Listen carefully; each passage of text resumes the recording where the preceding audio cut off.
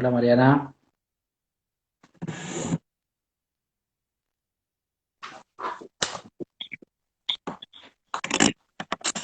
Hola Mariana. ¿Estás? Hola, ¿qué tal? ¿Cómo estás, Homero? Muy Un bien. gusto de saludarte y de compartir esta reunión, ¿no?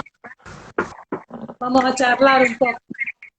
Igualmente, hace como mucho que no nos encontrábamos. Sí, varios años, pero siempre en las mismas actividades, ¿no? Sí, Actividades similares. ahí aprovechamos a agradecer la invitación de Julio, la invitación a invitarte, porque entre otras cosas nos permitió encontrarnos y ya charlar un Sí, montón de encuentros próximos. realmente agradezco la posibilidad de dialogar, bueno, plantearnos más bien algunas preguntas y poder conversar juntos este, sobre las problemáticas de nuestra profesión. Sí, hemos coincidido muchas veces, quizá tiene la singularidad que nunca coincidimos entre tantos arquitectos, lo cual es una notoriedad, toda una notoriedad, ¿no? Sí, sí, sí, seguro, seguro. Bueno, mientras esperamos un poquito, se sigue, se sigue uniendo gente. Un poco, esta es la parte que a Mariana no le va a gustar, que yo voy a decir lo grosa que es Mariana. No me voy a explayar mucho porque la pueden googlear aquellos que aún no la conocen y pueden encontrar muchísimos materiales, muchísima información. Y particularmente cuando Julio me propuso esto de hacer el vivo, y le digo, bueno, evidentemente digo, sabe por qué perfil anda la cosa, dentro de esos grandes parámetros en qué pensar. Y me parecía que por la charla con Julio, pensar en alguien que nos ayuda a pensar en aquello que hay que hacer para hacer, ¿no? ¿Qué hay que hacer para que podamos hacer los arquitectos? Porque creo que en gran parte esto de que muchas veces con Mariana nos encontramos discutiendo estas cuestiones, llevando prácticas adelante que tienen que ver con el hábitat, con el derecho de la ciudad, con las experiencias de producción social del hábitat, eh, y que resulte tan singular que nos encontremos entre muchos arquitectos, ¿no? Y que sabemos que hay muchísimos arquitectos preocupados por la temática, y que es muy difícil, encontrar la forma, pensar la forma. Sin embargo, si uno despojara la arquitectura de todo aquello que lo reviste, creo que la esencia sigue siendo pensar la forma de aquello que aún no es, ¿no?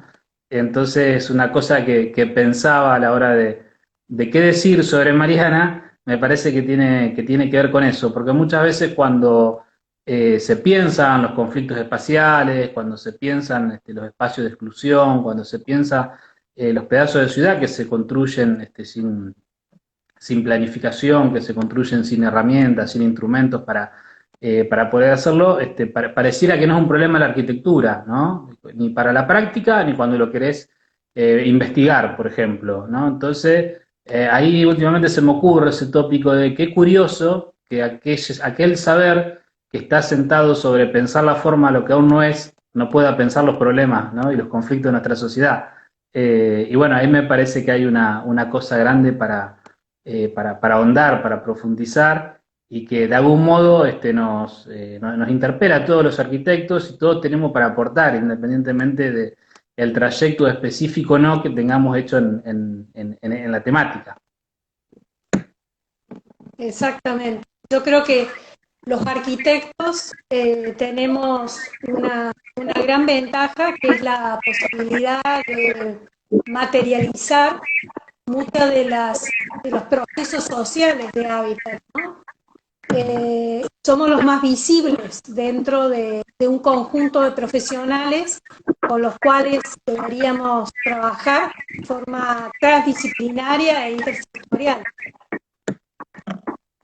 Entonces, bueno, de eso un poco es lo que quería hablar y por eso les había puesto un título un poco provocativo. Era, bueno, arquitectura sin arquitectos y arquitectos sin arquitectura, ¿no? En referencia a esa frase tan común o conocida como casa sin gente, gente sin casas. ¿Qué tienen en común? que esas dos frases están expresando un modelo de desarrollo que genera, por un lado, estas casas que están vacías, por otro lado, gente que no puede acceder. Y en la arquitectura ocurre lo mismo. Y entonces ahí, bueno, yo me preguntaba y les digo a todos como para que nos vayamos metiendo en el tema y pensemos lo primero que se nos viene a la mente. ¿Quiénes construyen la ciudad? ¿Quiénes construyen? ¿Te animás a decir? Voy tirando algunas cosas, me gustaría que toda la gente que ya se está conectando vaya participando. Y en esto me acuerdo cuando me hiciste esa pregunta, una frase de un compañero, Dani de Sousa, de la FUCBAN, que siempre dice hay que mirar las ciudades enteras, quedarse así como contemplarla como paisaje, y pensar que cada ladrillo que está en esa ciudad hubo un trabajador que lo miró, se fijó la humedad que tenga, se fijó de qué lado iba, cuál era la mejor cara a poner para abajo, para afuera, y así se construyen las ciudades, ¿no? Entonces a mí siempre me gusta pensar que la construye el trabajo, que la construyen los trabajadores, y no veo que estén opinando igual. Los estoy a los 27 que se unieron. Digo, nosotros hacemos en la cátedra de hábitat un ejercicio parecido, ¿no? Para pensar el tema de los actores de derecho de la ciudad, y ahí también es donde uno va viendo, bueno, cuáles son las percepciones, ¿no? Y que tienen que ver con los actores más visibles, aquellos vinculados a la tierra, como, bueno, la inmobiliaria, la empresa constructora, un poquito los arquitectos, pareciera, también, ¿no? Las empresas, el Estado, o sea, las políticas, ¿no? Y bueno, se mezclan categorías cuando uno empieza a nombrar. Bien, en general hay como una ciudad desde una lógica, como tenemos nosotros, más profesional, ¿no? Entonces decimos, sí, son los desarrolladores urbanos, entre comillas, es el Estado que produce todas estas viviendas, es el sector más adinerado que puede contratar en una de esas algún arquitecto, ingeniero, etcétera. Y entonces tendemos a pensar que esa es la ciudad. Y sin embargo, pienso que hay, si nos imagináramos un iceberg, esto que decimos es una parte de la ciudad, la parte más visible o la parte que nosotros entendemos más. Pero hay toda otra parte de la ciudad, de ese iceberg sumergido, que, por ejemplo, desde la red de Coalición Internacional del Hábitat, que es una red mundial por el derecho a la vivienda en la ciudad, y otras redes latinoamericanas plantean que hay de un 50 a un 80% de la ciudad que no la producen ningún profesional, que es lo que se llama la producción social del hábitat, ¿no? Esto que un poco refería de Sousa, ¿no? De Foucault, a estos productores que pueden ser individuales o pueden ser asociados colectivamente, son un poco los que producen esa ciudad. Y hay un estudio, esto sí me gusta traer este dato, porque es un estudio muy serio que se hizo desde la Confederación de Arquitectos de Brasil, donde, y con el Datafolia, que es un centro de investigación muy importante, ellos agarraron 177 municipios y registraron todo lo que se había construido en distintas áreas de estados de Brasil, ¿no? Y ahí tenemos un dato certero. ¿Y te animás a decir cuánto puede ser lo que se construyó sin ningún profesional? Porcentualmente, un 70%. El 86% no pasó por ningún profesional. Entonces, por eso le llamo el iceberg el iceberg que está sumergido, que no lo vemos. Dato en Brasil, país más urbanizado, del continente más urbanizado del planeta. Exacto. Pero aún es peor, porque cuando ellos dijeron los datos, lo tomaron en las zonas más pobres de Brasil, ¿sabe a cuánto llegó ese porcentaje? Al 93%. Entonces, hay un mar de gente que necesita arquitectos, necesita un acompañamiento técnico, me gusta decir a mí, porque hay un saber popular, un saber construir muy fuerte, pero que también eso que uno lo observa, sabe que sin el acompañamiento técnico es mucho más lento, más difícil, a veces se generan patologías irrecuperables en eso que costó tanto, y a veces le lleva toda la vida construir. Pero como la otra frase de casa sin gente y gente sin casas, obviamente hay un grupo de familias, personas que precisan el acompañamiento técnico y no logran alcanzar. Entonces este estudio preguntó a la gente que no había accedido, y el 70% dijo que sí lo haría. Y entonces le preguntan, ¿y por qué no lo hiciste? Porque el arquitecto es un artículo de lujo, es muy caro, es algo que yo no puedo acceder. Entonces acá está otra de las cuestiones que tenemos un poco en contra de esta idea del arquitecto artista, el gran maestro, el que sale en las revistas, bueno, esta idea que se ha planteado donde aparentemente el arquitecto no sabría construir, sino que es el que tiene ideas locas, ¿no? Algo habremos hecho, como vos decís, en esta configuración, pero también nos vamos a preguntar qué pasa con la formación y qué pasa con esta cultura que queremos transmitir de nuestro quehacer, porque no sé, si también analizamos en la producción de una vivienda convencional, ¿qué porcentaje de eso se lleva un escribano o un inmobiliario? Y bueno, la gente sabe que eso lo tiene que tener, pero ¿por qué el arquitecto es optativo? ¿Por qué el arquitecto es considerado como este artículo de lujo? Y bueno, yo dejo la pregunta para que nosotros, bueno, reflexionemos sobre eso y empecemos a cuestionarnos cómo quizás nos presentamos y cómo nos ve la sociedad, ¿no?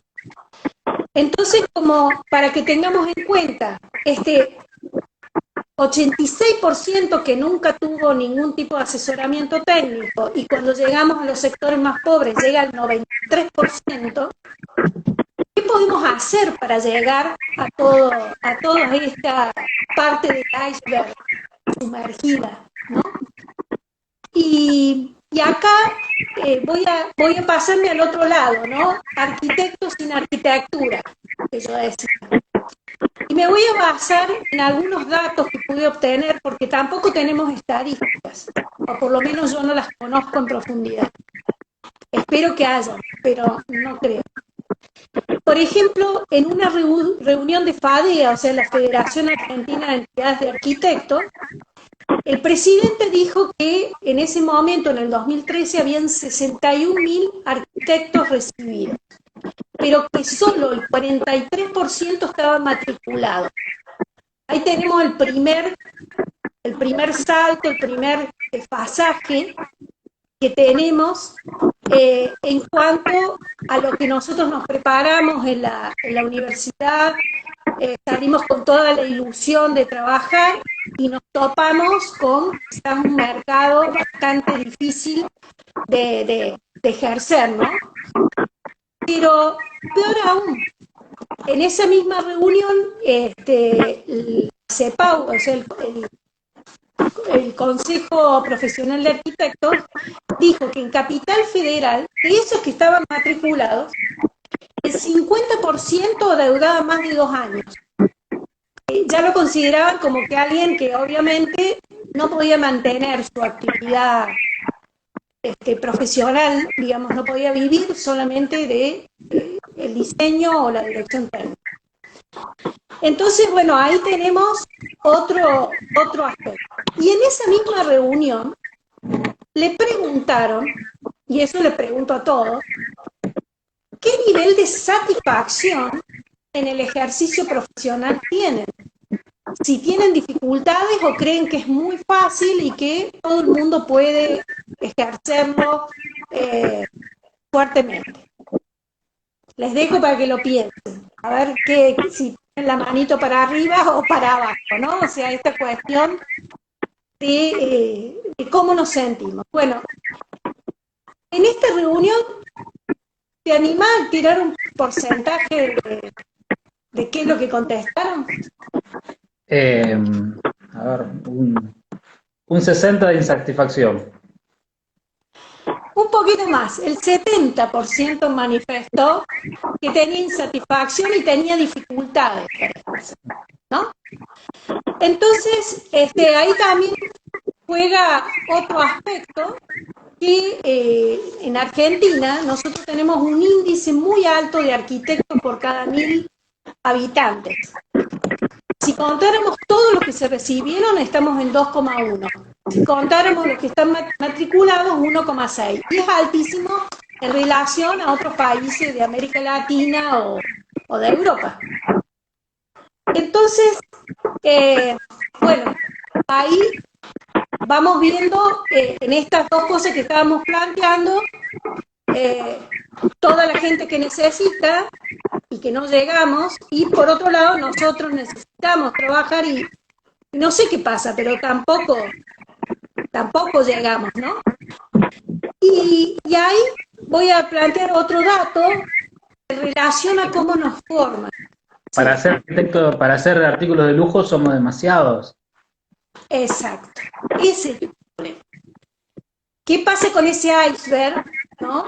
Estábamos viendo que el 86% de la gente no alcanzaba a tener acompañamiento técnico.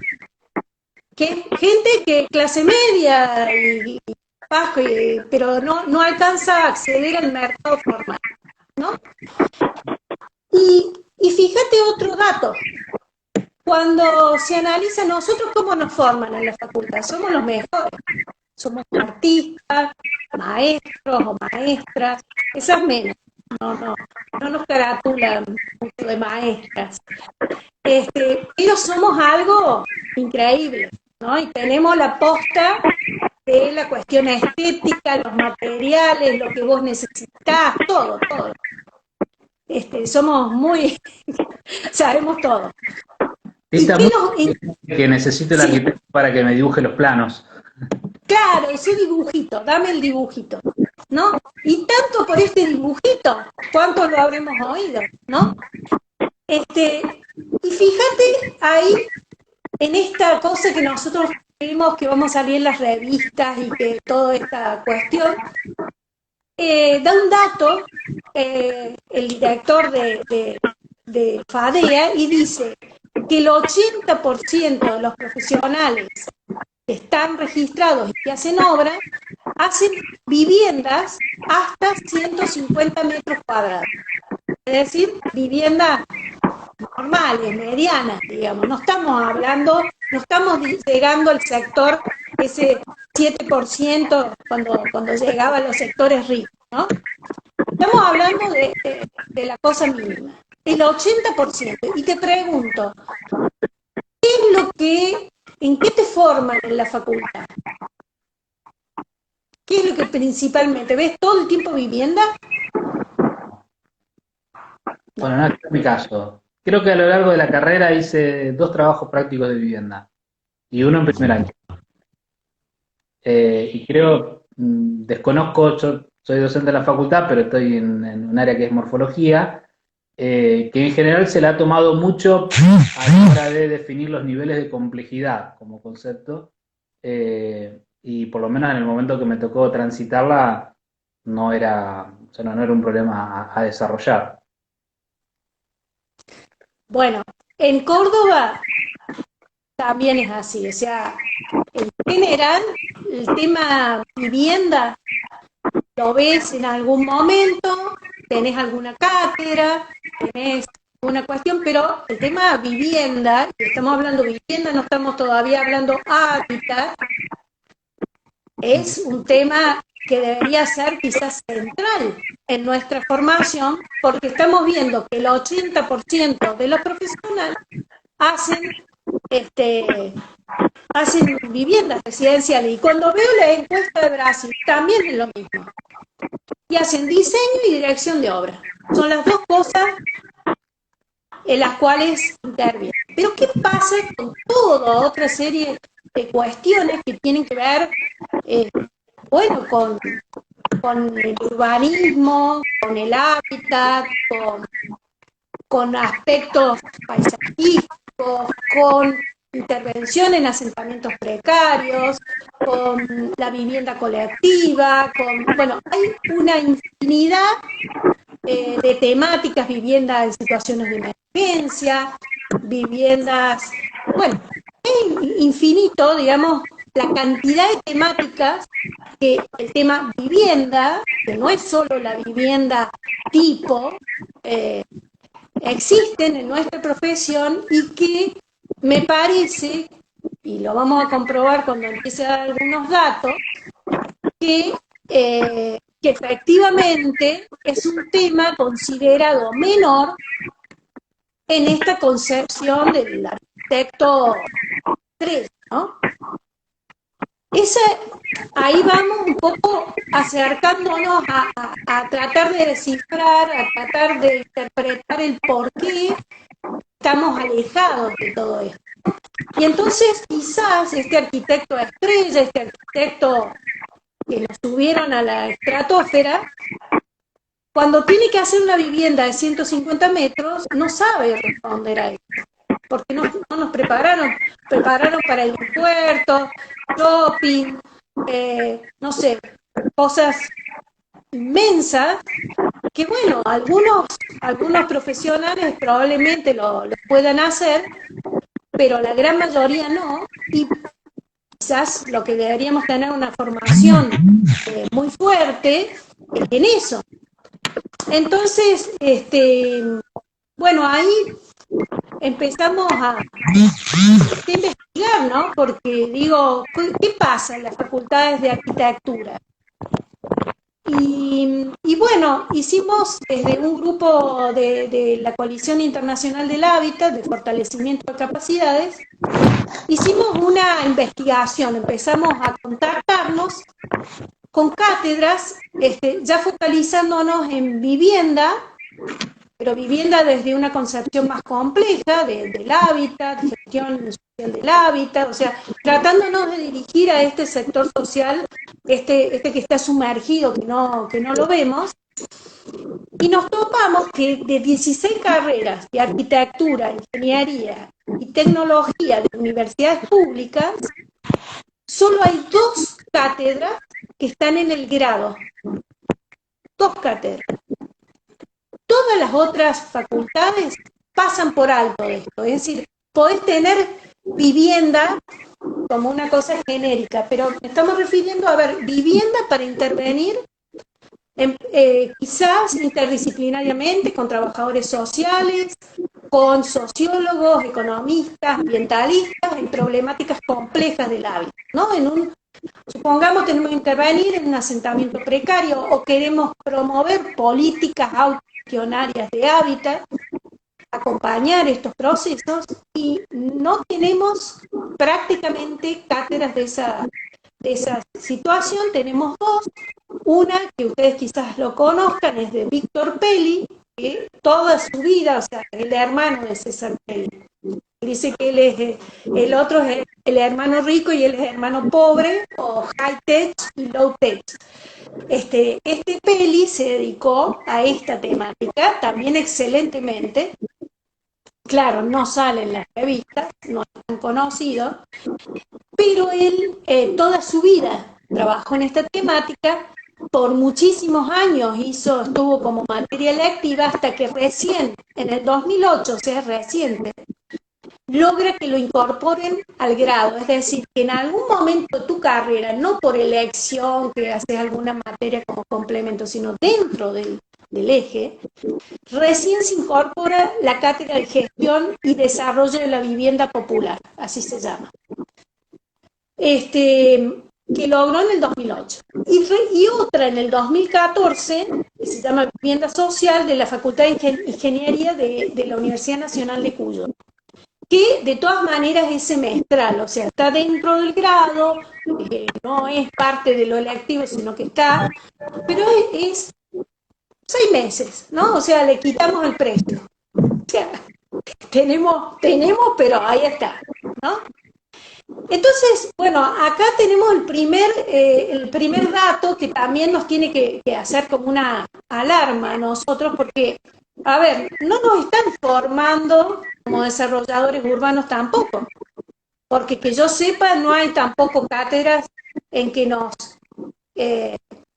nos formen en administración de empresa y que nosotros nos den cuáles son las claves que hacen los desarrolladores urbanos, sino que nos quieren como profesionales aptos para ser contratados.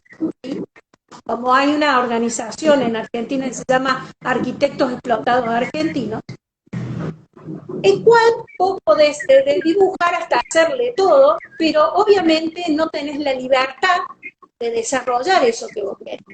No la tenés, porque hay todo un negocio y lo que prima es la lógica económica. Pero tampoco te forman en la facultad, porque vos podrías en una de esas, somos todos libres, optar para eso, tampoco te forman.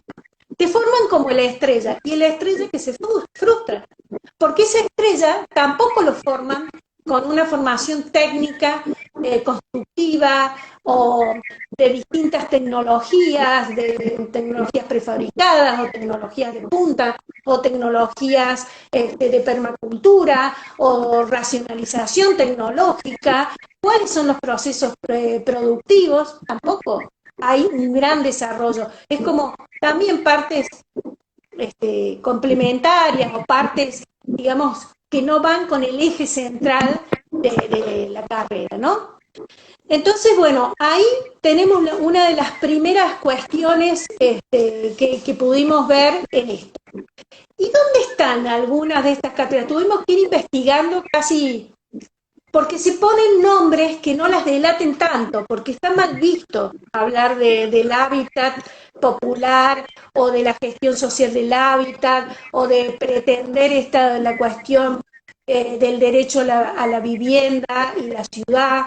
Bueno, eso, o el diseño participativo, sustentable, bueno, todo eso es mala palabra, con lo cual empiezan a aparecer, miren, en cátedras optativas, en cátedras electivas, en prácticas profesionales asistidas, como reconocimiento de horas de proyectos de investigación o de extensión. Ahí empiezan a aparecer estas cuestiones y en posgrados, o sea, fuera ya del grado, en algunos cursos de posgrado, en maestría, tampoco tantas, pero hay. Si las relacionamos aún con todo esto, ¿no? que obviamente no están en el tronco de la carrera, están colaterales y te tiene que a vos interesar estar en esto. No llega a ser el 20% de lo que ocupan todas las otras temáticas, ¿no? Entonces, bueno, ahí empezamos a ver esta falencia. Y también podríamos plantear como falencias o como estas cuestiones que nos faltan, el hecho de que este tipo de especialidad uno puede aprender algunas cosas teóricamente, pero se aprende en el campo, se aprende haciendo, porque es un área de trabajo netamente transdisciplinaria y por sobre todo intersectorial, es decir, nosotros tenemos que trabajar con, no los interpretamos a estos actores, sino que trabajamos con ellos en un proceso de producción y gestión social del hábitat, que muchas veces hay incidencia en las políticas públicas para poder acceder a derechos, Y por lo tanto, tenemos que tener un tipo de formación transdisciplinaria e intersectorial. No nos podemos quedar, no lo vamos a aprender en un tablero simplemente. Sí, hay que tener formación, pero hay que tener una formación con una clara concepción dialógica y constructivista, donde en el campo y con otros actores y otras profesiones se va reaprendiendo modalidades que hemos aprendido, que son positivistas y son de diseños conductistas, que no nos sirve para poder abordar esta problemática compleja del hábitat. Por eso chocamos cuando queremos ir a hablar con estos grupos sociales, porque generalmente no saben cómo intercambiar, cómo plantearse en un plano de horizontalidad, cómo construir colectivamente conocimientos y condiciones para transformar estas políticas. Tenemos que saber en esa dimensión y también saber cómo sentarnos en mesas públicas, privadas, sobre cómo hacer mejor estas políticas, cómo incluir las diversas variables ambientales, económicas, administrativas, productivas, etcétera, que intervienen en estas problemáticas. Entonces, ese es otro de los elementos muy marcados. Entonces, me interesó decir, a ver, ¿y cómo hacen estas cátedras? ¿Cómo pueden llegar al campo? Porque si ustedes se fijan y conocen en las universidades, todo lo que es capacitación va por un lado, lo que es extensión va por otro lado y lo que es investigación va por otro lado. Las formas de calificación, la forma de utilización de los recursos y la forma de hacer los proyectos son totalmente distintos. Entonces digo, ¿cómo hacen? Y bueno, ahí en ese diálogo empezaron a contarnos los grandes esfuerzos que tienen que hacer todos los años para tratar de generar proyectos articulados con investigación o con extensión, con la idea de decir, bueno, ¿cómo podemos potenciar esta capacidad educativa? Y con un gran gasto de energías y son proyectos que nunca terminan de ser exactos para eso, pero lo hacen. Y muchos de ellos, bueno, se comprometen y dicen, bueno, vamos a ir a campo, vamos a hacer tareas de campo y se largan. Y les pregunto, ¿y qué condiciones le da a la universidad para que ustedes hagan eso? Porque la universidad se imagina en los claustros, no se imagina en los territorios, ¿no? Y entonces me dicen, bueno, recursos no tenemos, o sea, un ómnibus para poder ir al lugar, o algún tipo de seguro o previsión por si pasa algo, algún reconocimiento de las horas y los tiempos que se realizan, digamos, fines de semana. Ustedes saben que las tareas de campo no son cuando tenemos clase en las universidades o en los horarios de las universidades, sino que son a la noche, los fines de semana. Nadie reconoce esos horarios. Y cómo compatibilizar, ¿no?, los tiempos de la universidad, los objetivos, con los objetivos reales que hay en campo, de situaciones críticas en las cuales queremos contribuir. Entonces, estas cátedras se enfrentan a todas esas problemáticas, se lanzan sin ningún tipo de apoyo. Sin ningún tipo de apoyo. Entonces, ese es otro de las cuestiones que deberíamos empezar a revisar, ¿no? Y acá empieza a aparecer otra cuestión. Estos grupos docentes necesitan la transdisciplina, necesitan otra. Y bueno, generalmente son invitados, se hace en forma voluntaria, tiene un porcentaje altísimo de docentes ad honorem, porque si no, no las podrían llevar a cabo. ¿Y por qué no las pueden llevar a cabo? Porque no es lo mismo una pedagogía conductista, positivista, que una pedagogía dialéctica y constructivista, donde la relación docente-alumno debe ser mucho más estrecha. Incluso se habla del par pedagógico. Y bueno, en este caso lo suplen con una cantidad impresionante de profesionales que voluntariamente y épicamente se suman a esta. Hay mucha gente que tiene un gusto, digamos, en ejercer la profesión desde un punto de vista ético y que quiere y que concibe, valga la redundancia, que la arquitectura es un hecho social, ¿no? O sea, es el hábitat del ser humano, pero apareciera a veces desde visiones positivistas y tecnocráticas que vale más una foto de una revista trucado, donde muestre formas geométricamente perfectas y luces perfectas sin seres humanos, que ese hábitat para el desarrollo de la vida, ese hábitat que tiene que ver con un uso social de ese espacio construido, ¿no? Entonces hay estas dos lógicas dentro del ámbito académico, pugnan entre sí.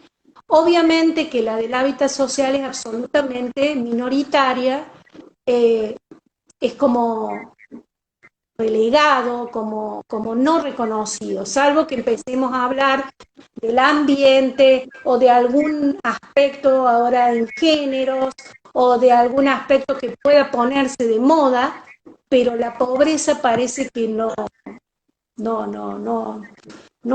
está para las revistas, ¿no? Esta problemática que hoy el COVID nos ha estallado en la cara, ¿no? Y esta problemática que nosotros debemos replantearnos como profesionales, porque no es una opción el diseño participativo y considerar el derecho a la vivienda adecuada. Está en nuestra Constitución y en todos los pactos que la Argentina realiza. Y debería ser penalizado aquel profesional, y sobre todo cuando se ejerce desde los organismos públicos, y debería estar en las normativas, no permitir el diseño y la construcción de viviendas, incluso de las oficiales, que son con hacinamiento y son con insuficiencia en la extensión de redes de infraestructura y en áreas muchas veces con problemas ambientales gravísimos, donde metemos a los pobres porque son pobres aparentemente. En Córdoba, por ejemplo, se hicieron las ciudades-barrio, que no sé si las conocen, pero son como guetos producidos por el Estado, donde sacaron a la gente de área central, la llevaron a la periferia, las encerraron, digamos, tienen un cerco, juntaron varias villas dentro de cada una de ellas, le pusieron un gran portal y le pusieron el nombre Ciudad de mis sueños, Ciudad de Evita y Ciudades, porque son ciudades para pobres que están afuera. Que no Ciudad son Evita, Ciudad de los Niños, ciudad, tiene unos nombres todos marketineros. Ahora, cuando los quisieron, la municipalidad, porque eso lo hizo la provincia, quiso regularizarlos, no pudo regularizar a ninguna por año, porque no cumplían ninguna de las normativas aptas para un desarrollo de este tipo. Y las familias tuvieron años en esas situaciones. Casas de 30 metros cuadrados para familias grandes, o sea, sistemas cloacales que obviamente no van a una cloaca, sino a sistemas armados que terminan eclosionando al poco tiempo. Zonas donde tenían usos, digamos, industriales pesados o agrícolas que tienen un nivel de contaminación tremendo y obviamente sin transporte público y por lo tanto quedó encerrada la ciudad, las personas. Eso solo para contar, digamos, cómo puede generar efectos sumamente negativos el no saber o no querer, porque también es así, desarrollar un proyecto con los criterios de lo que significa una vivienda adecuada que está reconocida en los DES, ¿no es cierto? Los derechos económicos, sociales, culturales y ambientales, que está reconocido en nuestra Constitución y que todos los pactos que nuestro país firmó están. Entonces, por eso, hoy, con la situación del COVID se han logrado algunos requerimientos judiciales en los cuales ha obligado al gobierno de la ciudad, por ejemplo, a conectar el agua en la Villa 31. También hay otro que ahora han hecho para que conecten los sistemas de Internet, digamos, que también se convierte hoy por hoy en una necesidad imperiosa. Entonces, así como eso, la conexión a cloacas, etcétera, son todas cosas que nosotros minimizamos, creemos que es del diseño, pero hay toda una especialidad, hay todo una elementos que deberíamos considerar a la hora de hacer esto, ¿no?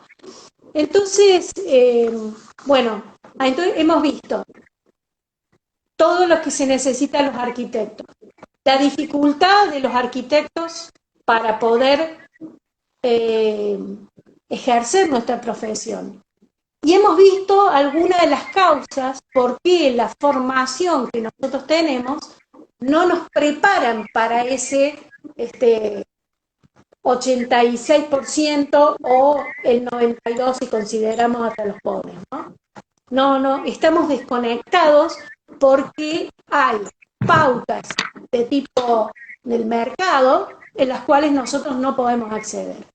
Entonces yo quería traer algunas cosas que existen en el mundo, no es ninguna novedad, pero que hablan de lo que sería el derecho al acompañamiento técnico.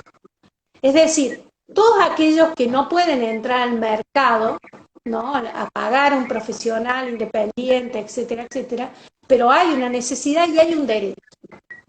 Entonces se dice, bueno, tiene que haber alguna forma, y hay países que sí lo hacen, ¿no? Hay países que sí piensan en esto, que es el acompañamiento técnico. Y podemos tener, por ejemplo, en Argentina,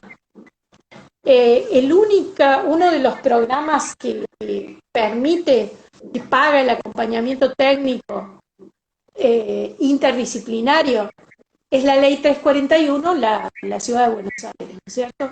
Entonces, permite que equipos técnicos digan, bueno, yo me quiero dedicar a esto, quiero trabajar con los sectores populares, cooperativos, autogestionarios, y lo puedo hacer. Obviamente, cuesta mucho acceder a esos recursos, hay que adaptarse a las normas que plantea esa ley, no es suficiente, digamos, porque son tiempos intensivos y todo lo demás, pero hay una pequeña posibilidad de hacerlo.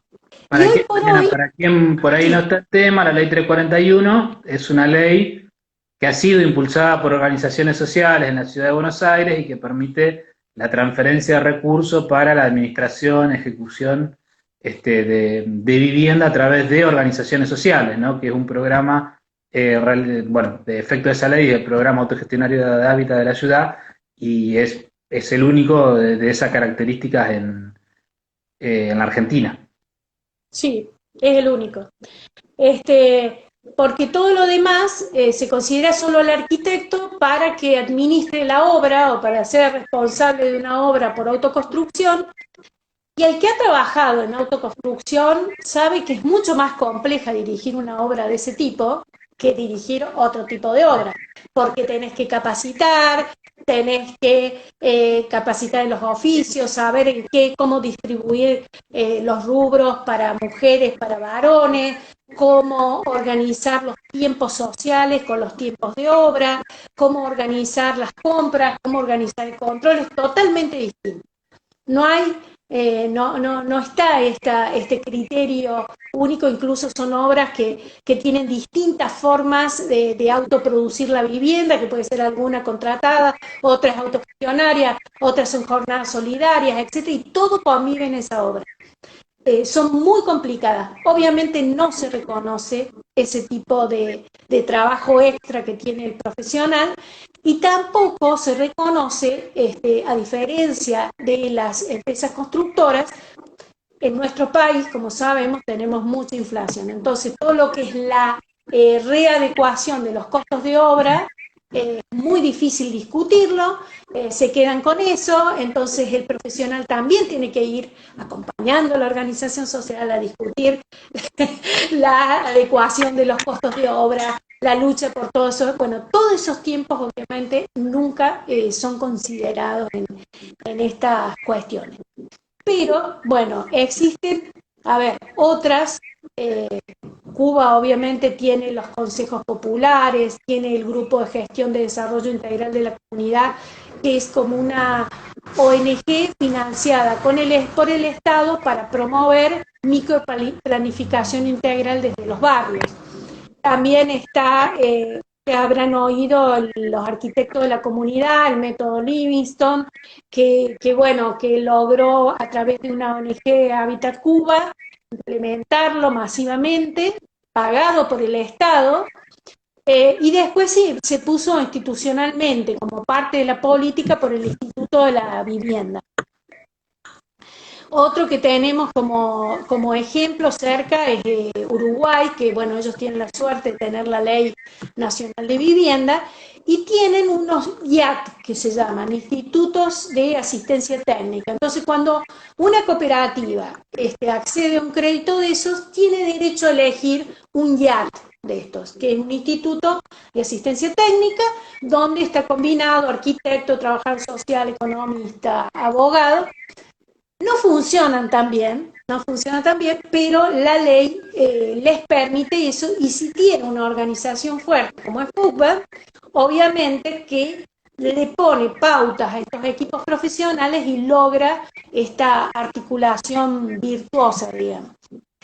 Y digamos que la que más se acerca, porque es una ley nacional, es Brasil, una ley que se llama 11.888, que es un derecho de las familias de bajos ingresos a la asistencia técnica pública y gratuita para el proyecto y reconstrucción de viviendas de interés social, con prioridad para la autogestión.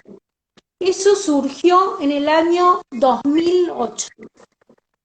Pero, bueno, yo fui haciéndole un seguimiento porque me interesa, digamos, esto, porque es un derecho.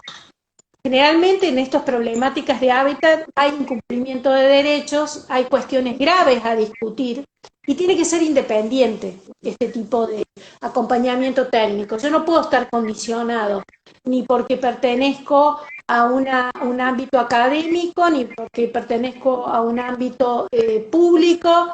Tengo que tener la suficiente independencia para poder discutir legalmente derechos e involucrarme en la incidencia en políticas públicas.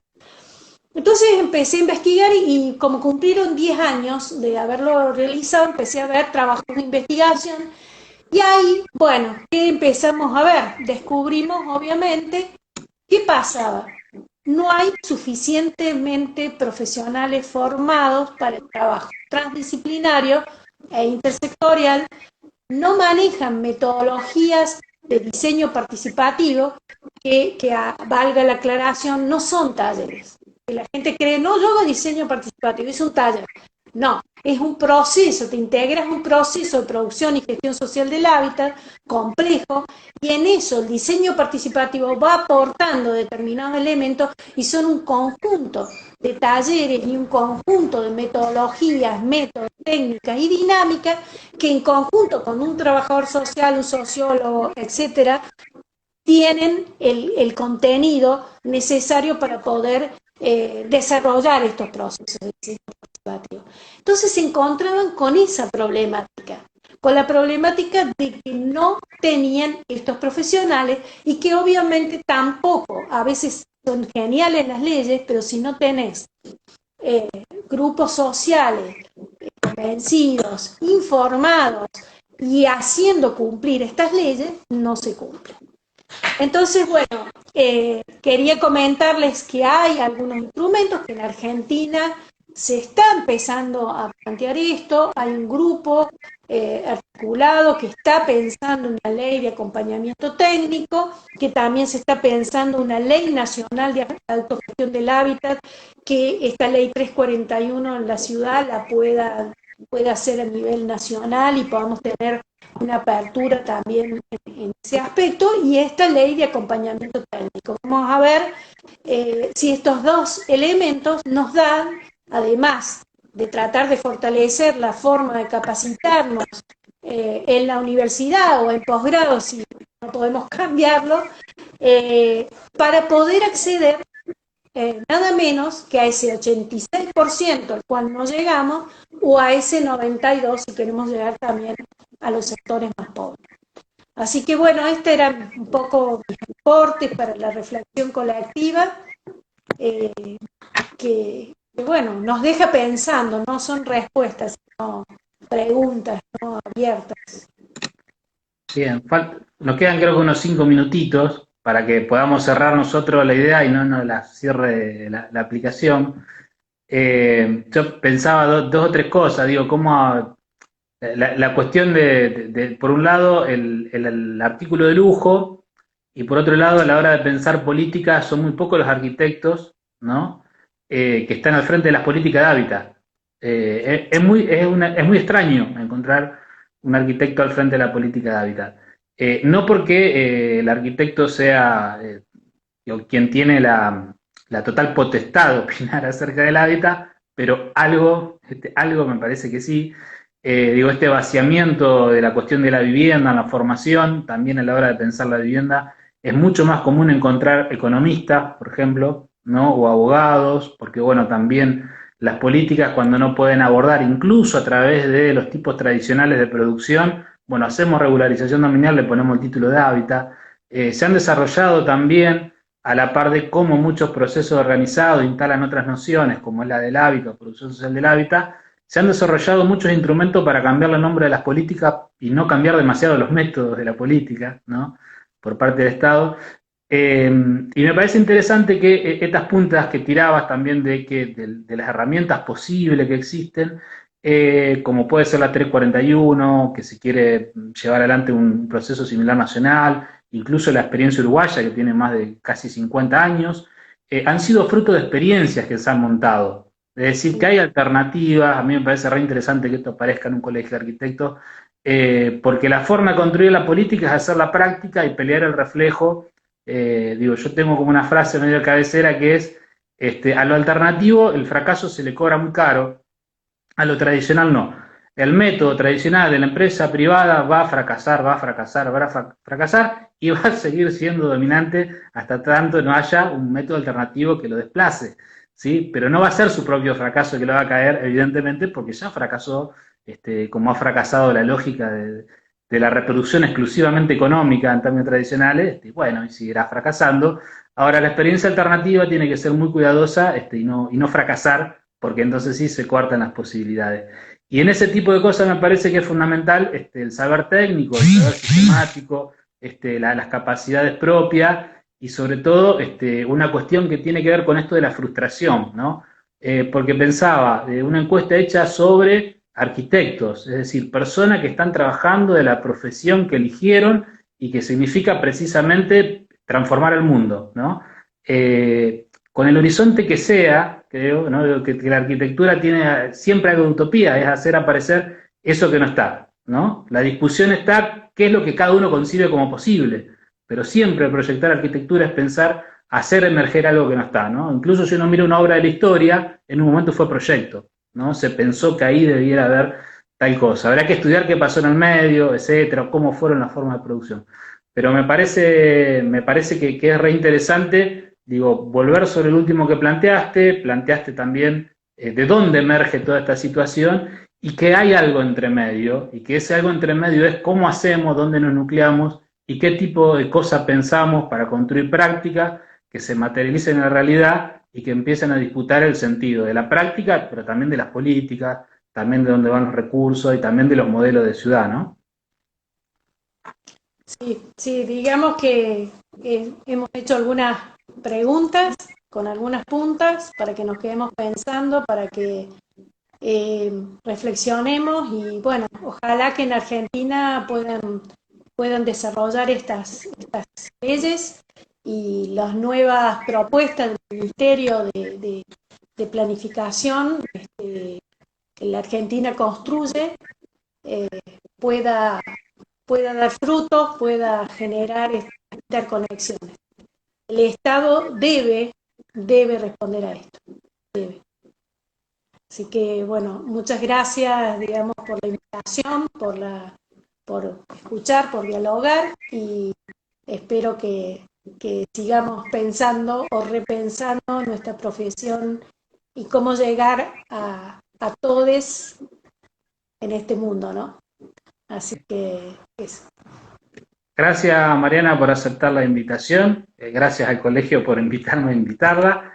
Y estoy seguro que acá, digo, algo queda me parece que lo más interesante es haber construido el vínculo hoy con Mariana, y estoy seguro que van a aparecer cosas. Así que cerramos acá y vamos a cerrar antes que la tecnología nos cierre a nosotros. Y obviamente gracias a todos los que se conectaron y, bueno, no pudimos abordar algunos comentarios, etcétera, pero nos encontramos, que es lo importante. Perfecto. Bueno, muchas gracias a todos.